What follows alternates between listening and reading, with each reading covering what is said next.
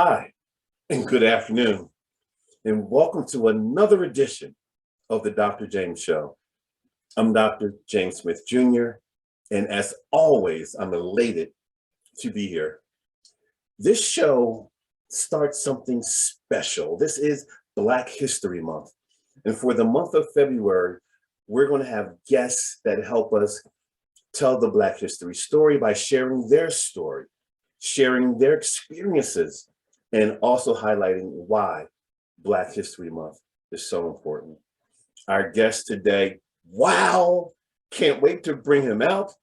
His name is Eric Pryor. Eric is the newly appointed president of the Pennsylvania Academy of Fine Arts. Wow, super busy, I'm sure. Welcome to the Dr. James Show, Mr. Eric Pryor. Hello, Dr. James. Good Thank to you for see having you. me. You're actually sitting down. You have time to sit down. I'm sure your life is a whirlwind right now.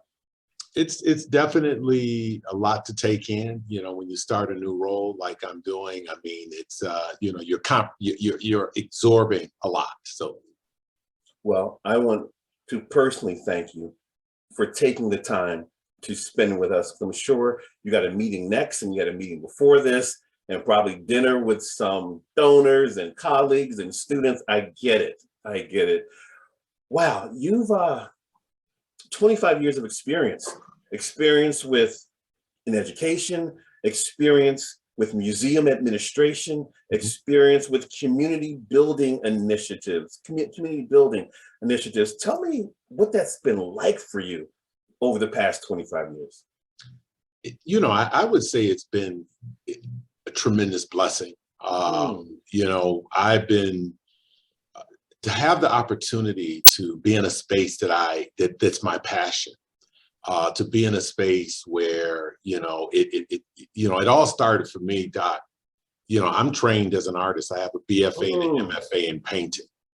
And that's where my journey started. And, you know, early on, I was very, very fortunate in that when I looked at it and said, you know, what's my life going to be? Because I knew I wanted to be married and have a wife and kids. And not to say that art wouldn't give me that, but it, you know, for my journey, I had at that time to find some ways to really, to sustain, to grow. And so art administration became that path for me. So it's been a huge blessing. Wow, you seem like you found ways to consistently reinvent yourself, but staying true to your first love. Right. No doubt. Now, PAFA was founded in 1805. It's the first and oldest museum and art school in the United States. Did that factor into your decision to come back to Philadelphia and lead the way? For certain. Well, I have a history with Philadelphia. I went to graduate school at Tyler School of the Arts, and when I was a grad student, Temple. yeah, when I was a grad student, this is one of the institutions that I visited and looked at the work there. And also, my career at a certain point took me in a path that put me in relationship to art education in the performing arts. And so PAFA gave me an opportunity to come back to my first love, and that's visual art. So you couple that coming back to my first love, visual art, with this historic institution in a city that I had great memories and fondness for. And, you know, it doesn't hurt the fact that my wife grew up in the Philadelphia area either. It was what they call the perfect storm that said, hey, I think this is something that I really should take serious and go after. So she was somewhat influential, huh?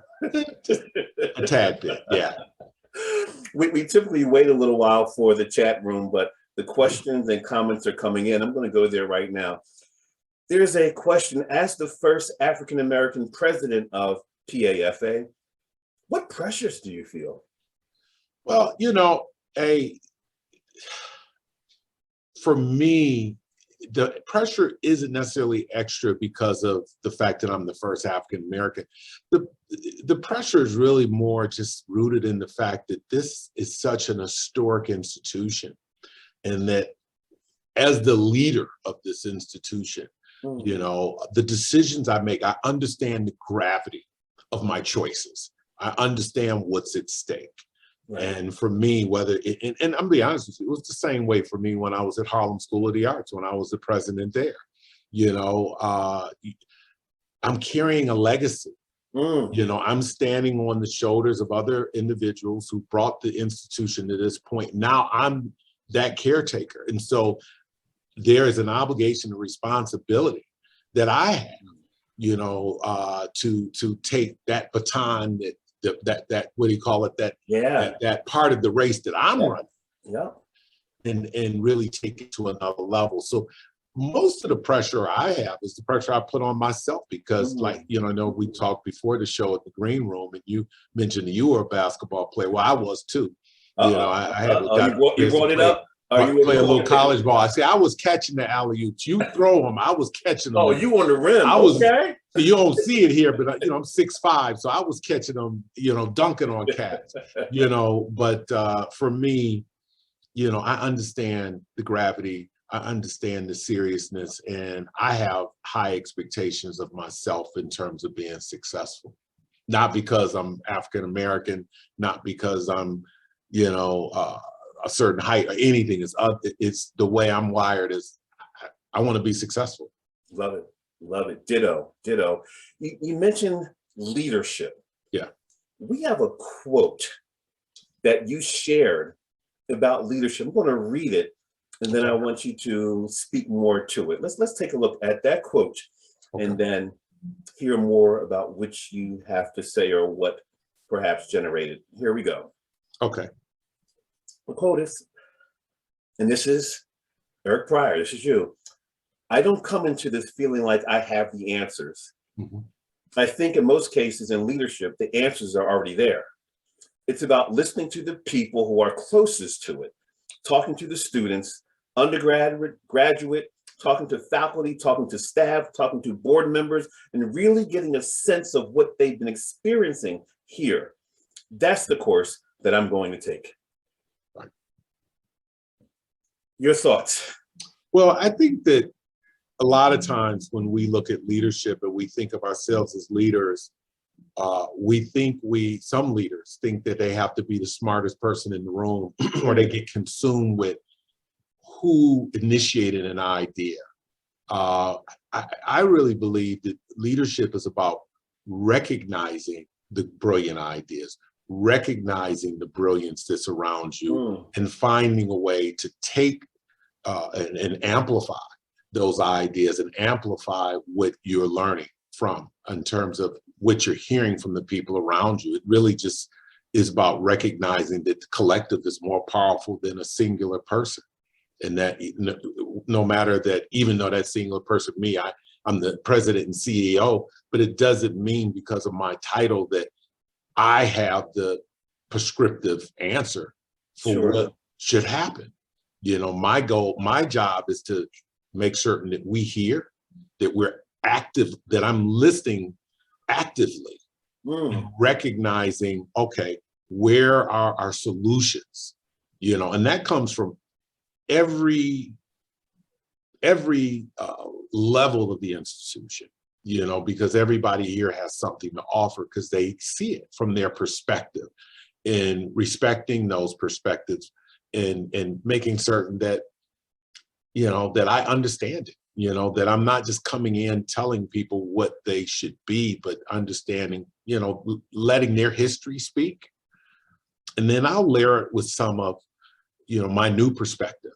And together, I think, you know, that's how you can really move institutions forward, communities forward, which means you have to be, and I heard Byron Stevenson speak once, and what struck me, he said, in order to help people, you have to be in proximity to them. And that to me was extremely powerful. And so I have to be in proximity to the people who are here. I have to hear them. I love it. I love it. An old manager once told me, oftentimes the answers are in the trenches, Yeah. not in the ivory towers. Correct. So that really speaks to that as well. Correct. Let me share this with you. Through my research, you're called a creative and collaborative leader who is skilled at guiding institutions through transitions. Right. How did you develop this approach, and what are your thoughts on transitioning right now? You know, it's funny when you mention it, when you say that, and just hearing it. A lot of it just has to do with my background as an artist.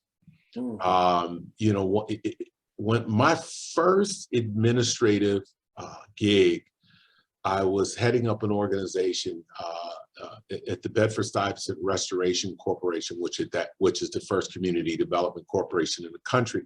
I was leading their arts component, which is called the Center for Art and Culture. It had a skylight gallery. And I was talking to a young man there that was, you know, involved in gangs. I never will forget, he said, Pryor, my I said, that's my reality, it's my reality, Pryor. And I told him, I said, you know what? I said, my reality is, as an artist, my canvas is blank and my paint is in the tubes. So based on your premise, my canvas would stay blank and my paint would stay in the tubes. In other words, reality are there to be shifted, to be changed. We create our reality. We create our future is my point. So for me, as an artist, seeing something evolve or being part of evolving an institution or evolving, creating and watching a body of artwork transform, it comes from that, it's rooted in that, as much as sometimes I say, you know what, because it'd be a heck of a lot easier if I just went someplace where where the transformation thing and all of it was just, but it's really not who I am. Authentically, I'm an artist, and I really see artists as some of our early visionaries. And that's why I'm so passionate about arts education with our children, is that if we want them to be able to imagine the possibilities, a different reality for their future, we have to begin to equip them with the skill set that will allow them to think in a visionary fashion. I love it. I love it. You said your first love is art, and you mentioned that you've been on this journey for a long time. Yeah. We're going to show two pictures of you, and I want side by side. I want you to tell me if you were thinking about art history or art education at this point in your life. Let's take a look at some throwback shots, and you can let us know. You're scaring me now, Doc. Go ahead. Let's take a look. Oh my God. Okay, were you thinking about art education at that point? It looks like you got a little afro going on. Where's the pick? Where's the pick? And I see a little mustache, graduation. Yeah. I believe you pledged Kappa. Help me understand where you're thinking about art education. Did that journey? Well, let me just say this. In the picture, the little boy there, he's immersed in arts education, because at that time I grew up in Detroit. When I was in Detroit Public School at Cordis Elementary, we had art class. Kids were trying out for plays. They were carrying instruments home. So I really that's where it was happening. And there's a study that showed that all children receive art the arts. And when I say I'm going big to letter arts, in 3 different places: in school, in home, or in the community. For me, I was getting it in school, and I was getting it at home. I didn't have big arts or an art nonprofit near us where I was able to receive it. And so I was getting it at home. My mom is a creative, and she went to school for interior design. So I was consuming it there mainly through my mom and my sister. The kid with that graduation cap on, I would be lying if I said I was thinking about art. I wasn't. At that time, I was 6'5", could jump out the gym, and I understood that for me to experience more of life in the country, that I had to take advantage of my God-given ability as an athlete. And so it was about getting that scholarship. And I did end up going now it's called University of West Georgia, Division II, and played Division II basketball. So at that point, I was trying to, you know, hone my skills where I could dunk on a cat. It's ironic that you mentioned West Georgia. The first time I heard of West Georgia was in 1980 and then 81. I played Division III football, and West Georgia had a Division III football team. We won the national championship. The year they won it, they knocked us off in the semifinals. Right. The year before that, we, as in Widener, we won the national championship. Right. So we saw them twice, and those cats were tough, yeah, and fast. And well, of course, I was down there then because I remember it clear as day, and was so happy because a lot of good friends of mine were on the team. In fact, that's where I pledged Kappa in West Georgia in 1982. So it was some fun. It was some fun time, and I learned because I was the only kid at West Georgia from Detroit, and so I grew a lot. I grew a lot in really finding myself, you know, because I'm the youngest of six, and that was the first time, you know, I was away from all my siblings and away from my mom. My dad passed when I was 12, but you know, so it just was allowed me to sort of define Eric Pryor, not Solomon's little brother, Sharon's little brother. I was always somebody's little brother before that. No, see, I was holding out on this, but since you brought them up, I think we have a couple pictures of the folks you're talking about right now. And it looks like two different times. In one, I see a Christmas tree in the back, the other, different positions. Talk to us about these pictures. What's happening here? Well, I'll start with the picture on the right. That is holiday time, and that's that's one of the last images with all of us, because since then, two of my brothers have transitioned on and are no longer with us.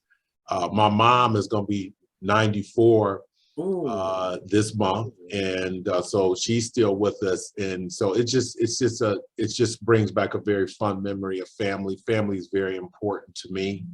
The picture on the left, my oldest brother is now no longer with us, and my brother sitting down is actually fighting multiple myeloma, and so he since passed this year. But the celebration in the picture on the left, there's a organization called the Scarab Club in Detroit that's across the street from the Detroit Institute of Art. In the Scarab Club, they really feature artists, or people who've had a major influence on the art world in Detroit. And so, in other words, like they have artists sign the beam, and art luminaries sign the beams there. And that we were there because my mother, they were unveiling where she had been asked to sign the beam. And so she's like a grande dame of art in Detroit. So I go back there. I'm Dale's son. I'm the PAFA CEO, all of that. She is the woman in that situation, and I'm just blessed to have had her as a mom, because I wouldn't be where I am right now if it weren't for her journey and her accomplishment. That's amazing. That's amazing. You also mentioned that your father passed away when you were 12. Yeah. You guys kind of look alike. What do you think? Let's check out this picture. What do you think? What do you think? Yeah. Look, that's something that people say that, yeah, I would say we do. But he was a heck of a guy, heck of a man. Had to drop out of school in the 6th grade. Because his father died when he was even younger than I was, to help support the family.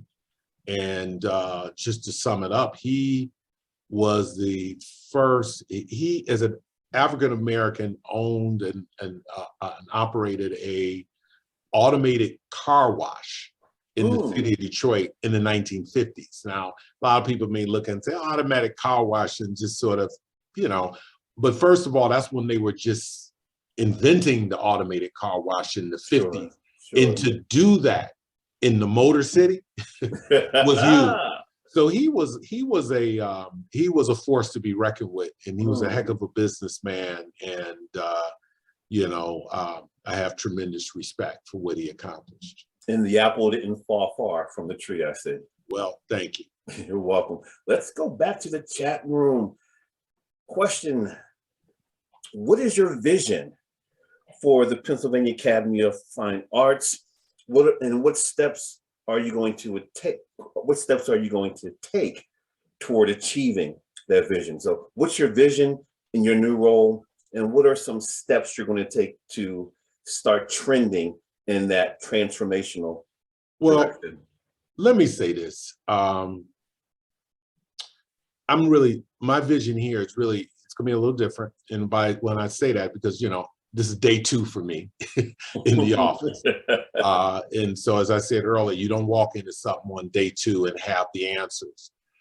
So what I'm really right now is really focused on is process. So first is gonna happen is when I look at my first 100 days here, I'm on an intense meeting and listening tour to all the constituents that we named earlier: students, faculty, board members, donor, community. So the first thing I need to do is hear and listen. And as I said earlier around the Stevenson quote, be in proximity to people who understand this thing and get a sense of how they feel this institution can play a role. One, because I mean, the PAFA, really is really all about advancing and has always been about being the home of American art, and telling our story through American art. So a big part of this really has to do with what does that look like today moving forward, okay? How do we make certain that that story is told through a diversity lens, make certain that, that's not to the exclusion of white male artists, but making certain that they're still part of that story, that folks of African descent are part of that story, our Latinx brothers and sisters are part of that story, that women are part of that story of all races, and because that's all America. Right. But we are gonna make certain that we are lifting the best and the brightest, and make certain that we become part of, becoming, I would say, in service to our American artists, and make certain that we help shape that and tell that story. And how do you see yourself doing that, considering we're living and working in a society right now where there's no change, where there's no uncertainty, where there's no ambiguity? No, everything's changing right now. There's so much change and transition and transformation. You in your new role, dealing with everything that's swirling. I'm sure you've taken that into consideration. I think part of it is I think we have to be authentic. I think that I have to be, and understand it. Some people are going to really agree with what we determine is going to be our path. There are going to be people who are going to be on board with it and be like, yep, I'm with you. And there are going to be people who's going to be like, I don't know, and so you have to be authentic. You have to know that you're not going to satisfy everybody, but you have to be committed, to your vision, and committed to, and not to the point, when I say committed, not to the point where you're not listening, not to the point where you're just sort of stuck in a particular, but once you find the right path, be committed to it, but also be flexible enough to course correct, and there are times when we may need to, veer left or veer right. Right. And not being afraid of and embrace the process and trust the process, because it is that, it is it isn't something I can just prescribe and it's just gonna boom, boom, boom, boom, boom. It's gonna happen in that way.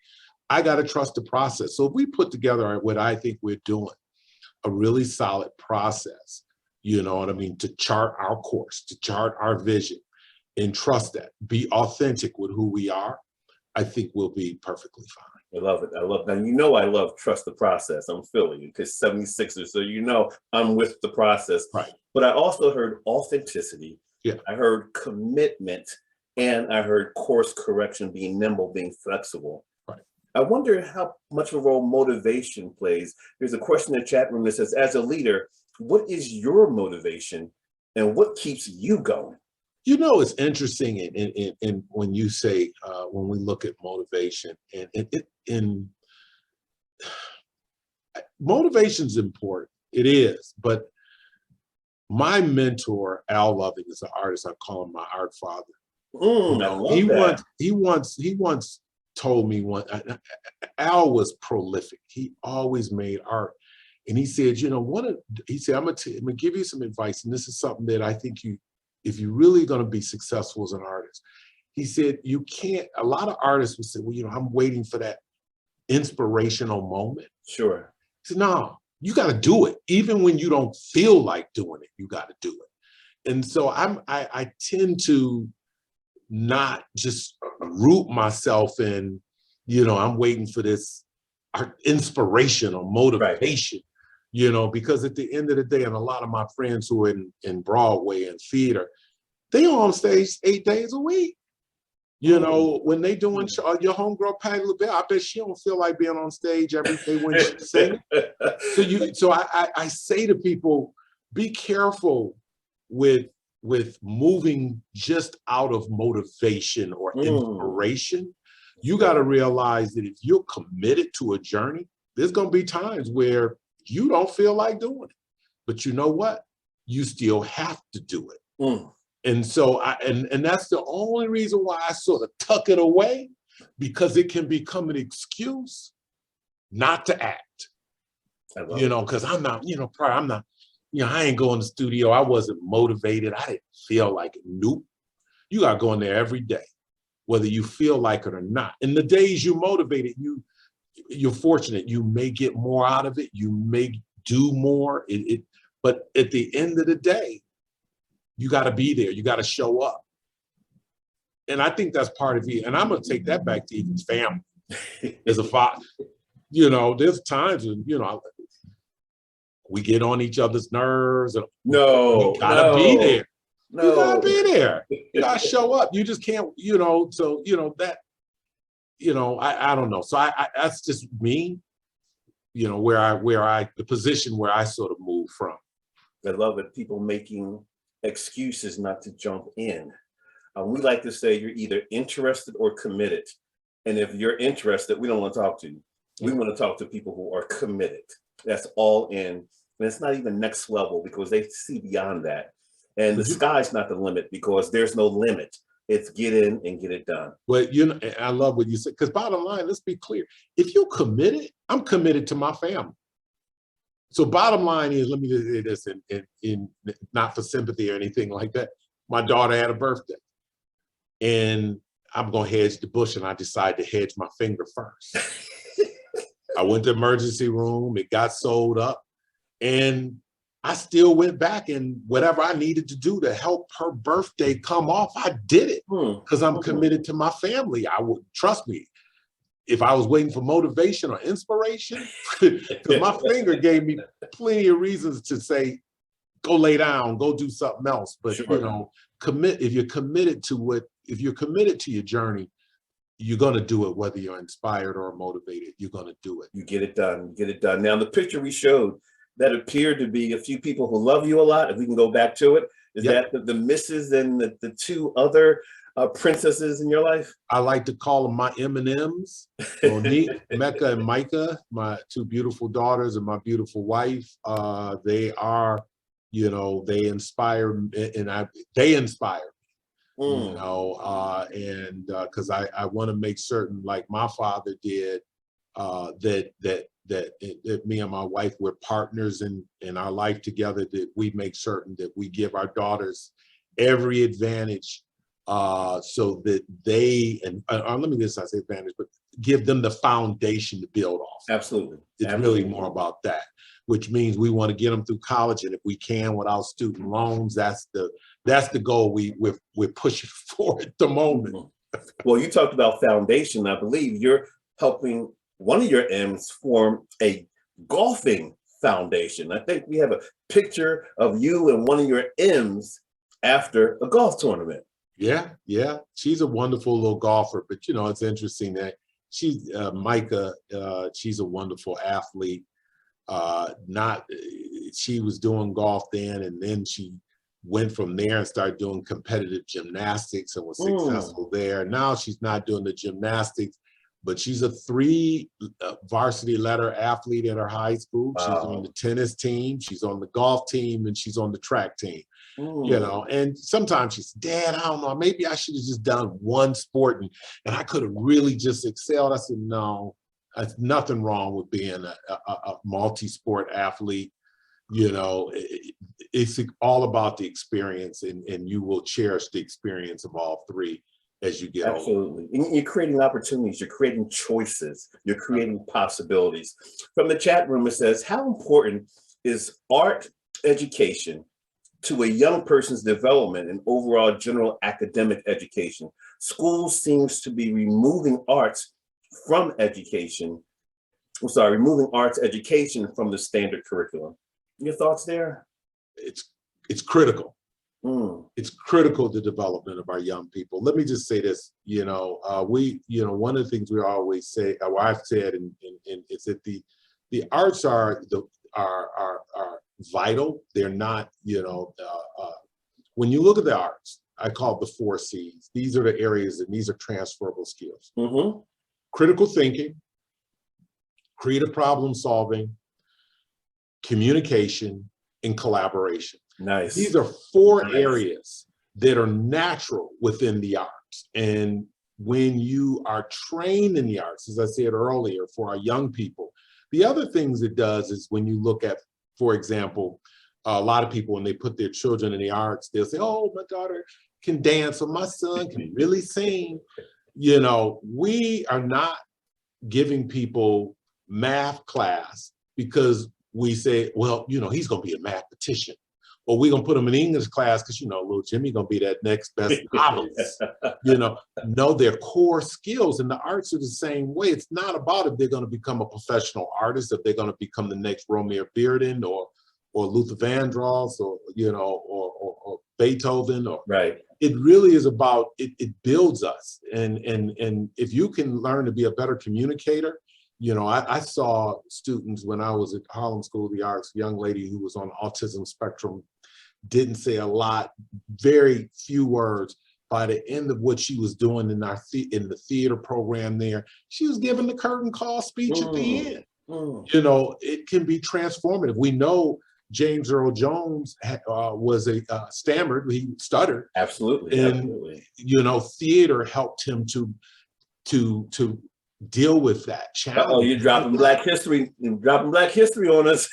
You know, and it goes on. So we got to realize, and then lastly, I would just say this, particularly when we look at communities like Philadelphia, Detroit, where I'm from, Harlem, Brooklyn, Chicago, you name it. There are a lot of Black and brown children, and the arts is a way where they can begin to see things in their mind's eye.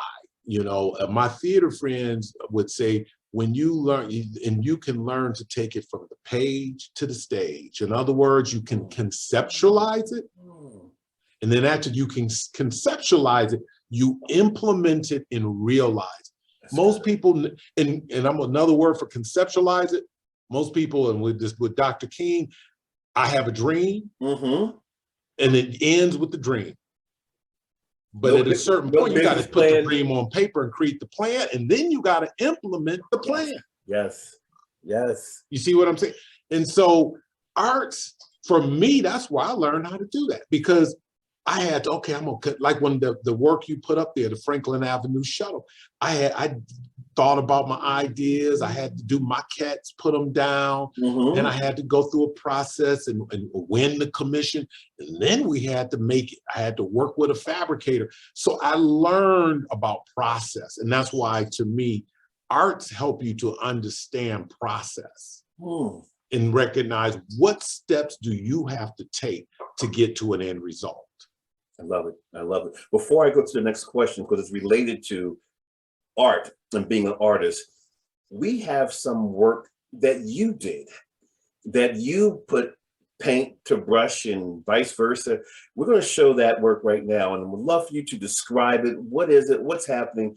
And what was your inspiration to be able to create this? Well, when I did this work, I titled it Life and Continued Growth. That was a title that really I took from my mentor, Al Loving. He had a body of work that he used, Life and Continued Growth. And what I loved about it and recognized with him was that growth was a continuous process, that is a life that happens lifelong. I became an artist because when I met him as an 18-year-old, and he introduced me to his friends that were artists, they spoke to us and asked us questions and took us serious. So it was clear to me that they valued what we had to bring, and they felt they could learn from us. Go figure, these grown people learn from this little 18-year-old. So for me, it was about that. So if you look at the iconography in this work, there are things that represent, what my heritage is as an African American man. There's the antelope there that you see in Africans. The drum is there. There's some trumpets and instruments in there. These are all things that are meaningful to me. And there are other parts of where butterflies are in there. And these are all things for me, like, for example, the instruments and the trumpets. I very much sort of found myself as an artist through jazz. And my mom is a huge jazz lover. Improvisation, call and response. And so that represents that. The drum also is about that call and response. And then you don't see it in this particular image, but there are butterflies imagery in here as well. Those images are really more about the idea of transformation, the idea of evolving, and so that's what this particular piece is about, is evolving and growing. You have an amazing, amazing, amazing story. You can do it, and now you're leading it. Let's go to this question in the chat room. As an artist yourself, do you personally believe that an artist should, at some point during the artistic journey, deliver a message with substance or something relevant that may even impact society? I'm gonna just say this. I think artists have to be authentic. Period. Period. And that authenticity will dictate who your work speaks to. And because everything is different for each person. What's relevant and important to society for me may be different for someone else. So I think when you begin, if you begin to be prescriptive in a way where I'm going to do this work and it's going to speak to society, it's very easy then to do something that, it's not in you necessarily. Sure. And while it may be well-intended, let's be clear, because one thing that I understand about artwork, no matter what your intention is or what you intend for it to say, the viewer is going to take away what the viewer takes away from. That's right. That's right. And it could be the total reverse of what you thought you were trying to say or trying to, to emanate to society. So I really think it's really about being, authentic. And if that authenticity is about, if your journey, if it's about sport and then speak to that. If it's about music, if it's about, speak to that. If it's about oppression, then speak to that. But if you got to speak to what's in your heart, not what you think is going to move society, because at the end of the day, maybe it will, maybe it won't, but if you're authentic, I just think that, that's the best lesson that we can teach our children, that we can be with each other. It's just be real and be authentic. You're singing my song. You might not know, but my dissertation was on authenticity at work. So I did a lot of research on authenticity, and you're singing my song. I love the lyrics. Listen, in reading up about you, Eric, I came across this particular paragraph. It said you wanted to reimagine the organization and ensure its long-term sustainability. You wanted to work with others to help PAFA write its next chapter. What went into that thinking, helping them reimagine and writing their next chapter? Well, it's really about embracing possibility. It's really about, one of the beautiful things about, sometimes when we look at things that may be at a crossroad or in a flux, sometimes we look, and we see it as a negative, but it really is a possibility to reimagine. And to me, and that goes back to me now, how I see things creatively as a creator, is, just the idea of what are the possibilities? What could we be? How could we manifest ourselves and how we are seen, or how we project ourselves, to the wider society, to the city of Philadelphia. So for me, it really is about, taking this opportunity and recognizing, okay, from a business model perspective, we're gonna have to make some changes. I mean, that, sometimes the numbers dictate that. And so, now it's about, the fun part where you can think about, okay, then what could we be? What could we be? How can we deliver what we do? And if we are, once again, willing to be self-reflective, if we're willing to take a very honest look at who we are, if we're willing to not just be stuck in a certain legacy or stuck in who we were, but start looking at, okay, who could we be? Because I mean, the 10-year-old, that little boy with the afro, he was who he was, but this man with the bald head, he's who he is now. You know what I mean? It's about embracing change. It's about embracing growth. And, so for me, that's basically what it boils down to. What's huge here, there's so many layers to you, but they're all solid. You're the artist, you're the leader, you're the family man.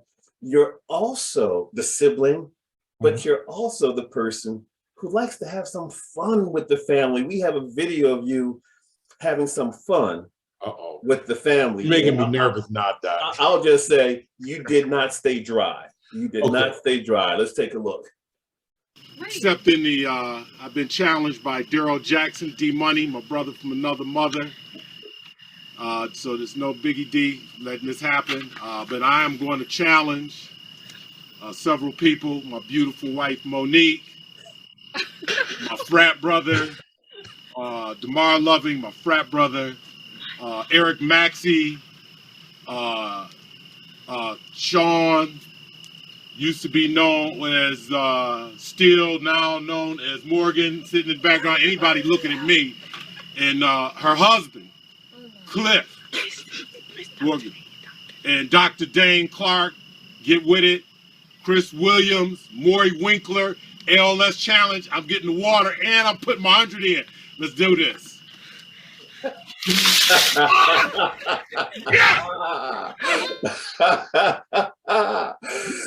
Tell us about that challenge. Many of us did it, but you didn't get beat upside the head with ice cubes. You got ice cold water. Yeah, well, I love having fun with my daughter. You saw my little daughter at the back. Yes, she, so much of what we do as parents is really about for them. And so doing that and being part of at that time, the ice bucket challenge, and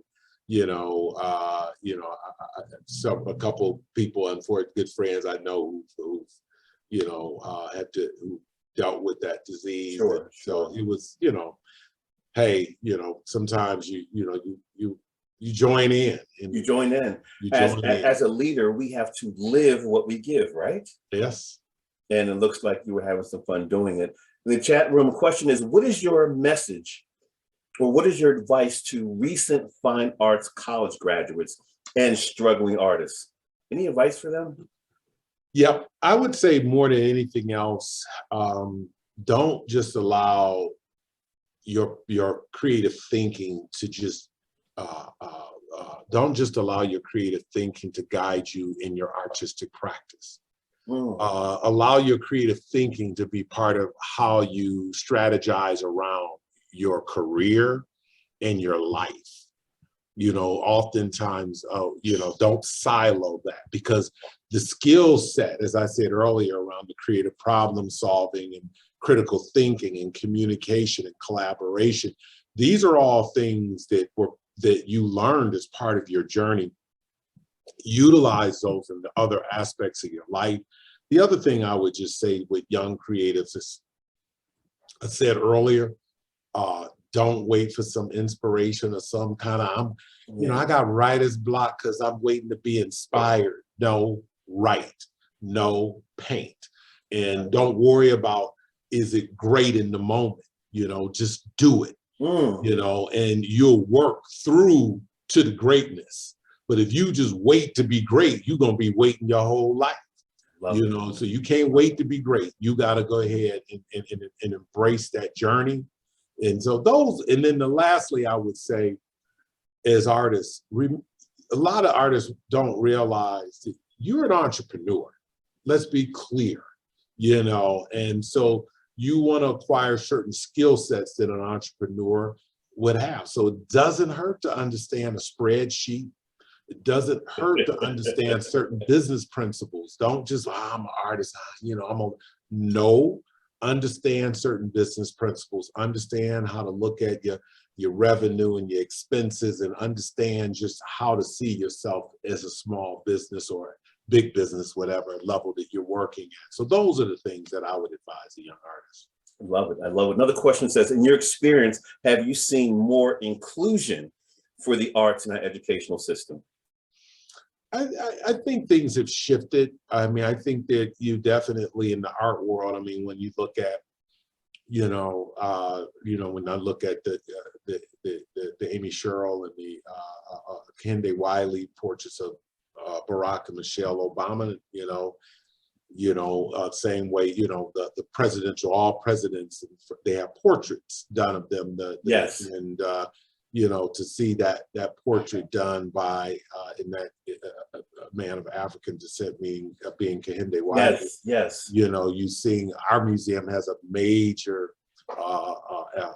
collection of women and artists of color. So there's definitely, there definitely been shifts and a lot of gains made in that area. Doesn't mean we don't have work to do, but we definitely have made progress. Any plans of partnering with other museums or other industry organizations, fine arts? Always. I mean, I love partnerships. There's a term in nonprofit that I embrace and I love it. It's called collective impact. So I think that, in many instances, in the instance that I most recently was involved in, collective impact was really about looking at saying, okay, if we're trying to reach, and I'm going to use youth for an example, example here in a youth development model, if you have an organization that's doing tutoring and academic support, and you have another organization that's doing social and emotional wellness, you have another organization that's doing food insecurity, and then you have another organization that's bringing arts and that sort of thing. But they're all working with, at say, middle and high school age.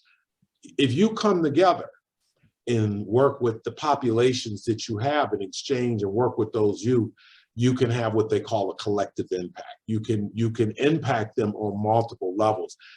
So I'm always a big fan of partnerships. I'm a big fan of where we can have a collective impact. I think that the city of Philadelphia, I mean, what's great about Philly is where we're located. We're an hour and a half from New York City, a couple hours from Washington, D.C. Now, let's be clear. These are both cities that have phenomenal cultural infrastructures, but Philly does as well. And so I think that there's an opportunity for us to have our own version of this sort of collective impact, but around messaging and marketing our city here in Philly. So people know I can come to, and I always, one of the things I describe, what I call what I would say this sort of Eastern corridor, is that, I don't know, a lot of people, when they go to Europe, they bounce. I went to Spain, and then we went to France, and then we went to Italy. Well, the closest thing we really have to that in New York is what what we have in the United States is what I just described. You can go, get on the train and, be in DC, boom, jump off in Philly and come. And we have great cultural resources here in Philly. So how do we begin to show those as a collective? Because when you go to the mall on Washington, it's the mall. And so that's going to be all the Smithsonian and all the monuments. If you go to the Museum Mile, in New York or Broadway, it doesn't say go to the Schubert Theater, you go to Broadway. Right. And so I think that there is a real opportunity for us to make certain that we group our assets, at the very least from a marketing perspective. And then last thing I want to say on that area, one of my dear friends who lives here in Philadelphia is Danny Simmons. He's the older brother of Russell Simmons. Okay. And me and Danny met, and we feel like that he really wanted to talk to me and have a conversation around what can we do collectively to get to more of our youth using the arts as a vehicle. And the reason that's so important is that young people, like all people, we all want to be good at something. We all want to experience success and be respected for something. And when you talked about the schools earlier, taking the arts out, if you remove the arts, meaning dance, music, visual art, theater, you maybe keep the sports in, and then that's it. You know how many kids are going to maybe be good at English, maybe be good at math, maybe be good at sport. But all those kids that maybe their lane was music, maybe their lane to be confident, find confidence and respect was visual art, or maybe it was theater, or maybe it was dance. We need to keep as many lanes open for our young people to find a space to be confident. Because let's be clear, Doc, they're going to learn and find that respect someplace. And unfortunately, whether that's being the best, gangster, whether it's being the best something, the best clown in class, whether it's being the best at throwing fists, or whether I'm the toughest, they're going to find we all are searching for respect. And I think the more lanes we give, so that's part of it for me, I think, is how we can use the arts, to reach a number of young people where that's their lane. I love the whole narrative around collective impact. I might be using that, and I will give you your attribution, let folks know that. I didn't invent it. I did not invent it. So, but like you, I heard it and I adopted it. So let me just say that. Love it, love it. What are your thoughts on Black History Month? What does Black history mean to you? It's just about knowing the shoulders you stand on, basically. It's about paying homage to those who have made where we are now possible. That's what that's about. And so when I look at Black History Month, America is a great nation, and part of why it's a great nation is that people of African descent made a tremendous contribution.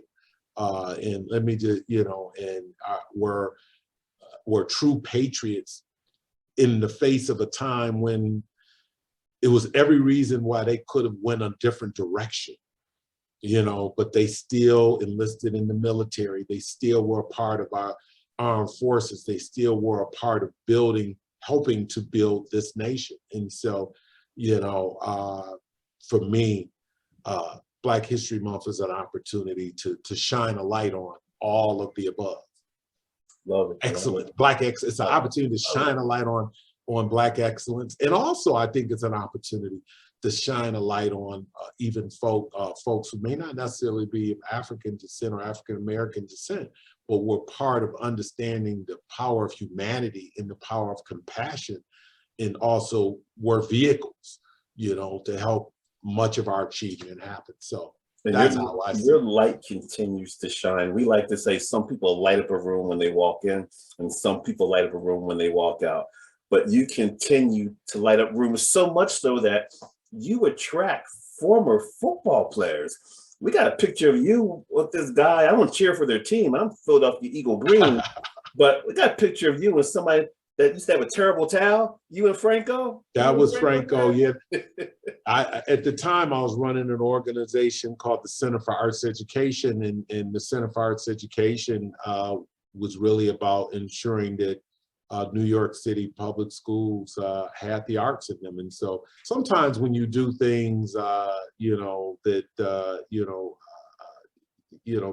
have it's larger than self. Let me put it that way. You get to meet some folks. So I can't, so I got to meet Franco. So that was it was a great thing. And he still didn't catch that ball. He didn't catch it. Immaculate reception. Eric, your thoughts on the recent passing of Andre Leon Valley?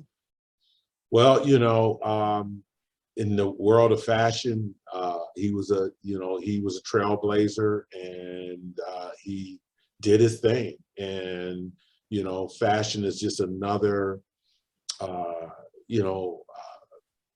part of the ecosystem of what not just me but folks would call the creative economy. Yeah. And that's really one of America's. The creative economy is probably one of America's biggest exports. I mean, in terms of our music, fashion, movies, it's huge. And the impact and the imprint we have on the world is huge. And that's once again why we can't not put it there for our children. It's huge for us. It's good business. But what's next for you? You said you have your next 100 days. You're listening, you're learning, you're collecting data, what a good consultant does. But what does PAFA have to look forward to from a visioning perspective? You're now at the helm. Mm-hmm. What can they look forward to with you steering the ship with the support from the many you mentioned earlier? Well, I go back to authenticity. It's really about, for us, really finding just who we are, just being an authentic organization, an inclusive organization, and dynamic. I think you can't underscore the importance of embracing being dynamic. You have this picture of you speaking, and as you're talking right now, I could see you in this picture when you're talking about being dynamic, being authentic. Let's show the picture of you with the mic, just going for it, going for it. I can hear you saying that right now, being dynamic. Yeah, and so that's a big piece of it. Is you don't want to just be looking for just being sensational, because you want to be rooted in substance, but you can be rooted in substance and still be dynamic, and because people are excited by that. And at the end of the day, if we're going to get visitors to come into the museum, and if we're going to get individuals to want to study the arts, they have to feel like they have an opportunity to be part of a dynamic organization and be part of something that's exciting. Love it, love it. We're coming to the close. And if you watched the show before, you know that before we say goodbye, lights out, see you later, we ask our guests to do a mini, M-I-N-I, a mini keynote presentation. I'm a speaker. I love hearing others speak. So in a second, I want you to look right in that camera, move in closer, mic check, but share your thoughts, your compelling thoughts, inspiration, motivation, commitment for 2022 or for life in general. Yeah. So ladies and gentlemen, the next voice you will hear will be that of Eric Pryor as he talks about you and how you can live your life out loud. I would say as you move into 2022, first and foremost, be authentic, be true to self. Do not be afraid. Don't function out of a position of fear, but function out of a position of faith. Believe in yourself, believe in your possibility, and be willing to put in the work. Understand, put in the work. We have to be prepared. So when the opportunity comes, you can knock it out the park. So practice, if that means going in, practicing your horn, if it means going to your studio and making work, and understand that a lot of what you do at the time may feel average, but in order to become great, you have to move through what might be average or what might feel mundane. And at the end of the day, also understand this. Sometimes you're going to take it over the edge, but only way you're going to sometimes know where the edge is that you take it over, especially when you're talking about art or the creative process, So you just don't be afraid, have faith, be authentic, and be willing to put in the hard work. Mike has just been dropped. Just dropped it. Eric Pryor, newly appointed president of the Pennsylvania Academy of the Fine Arts. What a treat. What a blessing. What a message. Thank you so much for making that time. Like, I know you're about to get up and run to another meeting. You gave us some quality time. So thank you very much. Let me thank you, Dr. James, and I appreciate your giving me this platform to talk about what we do here at PAFA and to share a little bit about my journey. Love it. Thank you. Thank you. I told you guys and gals, don't miss the show every week. Information, transformation. Again, this month, Black History Month. What a lesson. What words. Now go tell others about it. And don't forget, you've just been Gen Factor. See you later.